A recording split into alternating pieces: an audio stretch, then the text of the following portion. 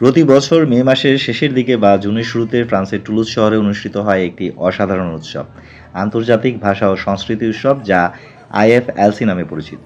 এই উৎসবটি বিশ্বের বিভিন্ন প্রান্ত থেকে আগত শিল্পীদের একত্রিত করে, যারা তাদের নিজস্ব ভাষা, সংস্কৃতি, ঐতিহ্য, পোশাক, খাবার এবং সঙ্গীতের মাধ্যমে একটি বৈচিত্র্যময় মঞ্চ তৈরি করে। এখানে 2003 সালে মাত্র 17টি দেশের অংশগ্রহণের মাধ্যমে শুরু হওয়া এই উৎসবটি আজ প্রায় 160টিরও বেশি দেশের 2000-এরও বেশি শিল্পী ও প্রযোজনা সংসদের অংশগ্রহণে একটি বৈশ্বিক মিলনমেলায় পরিণত হয়েছে।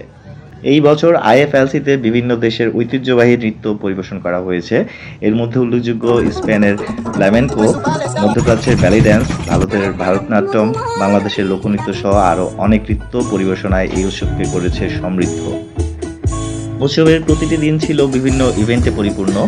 সকালে ভাষা ও সংস্কৃতি বিষয়ক সেমিনার ও কর্মশালা, দুপুরে হস্তশিল্প ও খাবারের প্রদর্শনী এবং সন্ধ্যায় মনোমুগ্ধকর সাংস্কৃতিক পরিবেশনায় দর্শকরা মুগ্ধ হয়েছেন।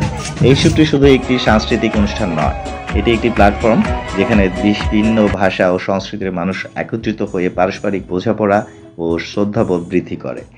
এটি আমাদের শেখায় বৈচিত্র্যের মধ্যে ঐক্য কীভাবে সম্ভব।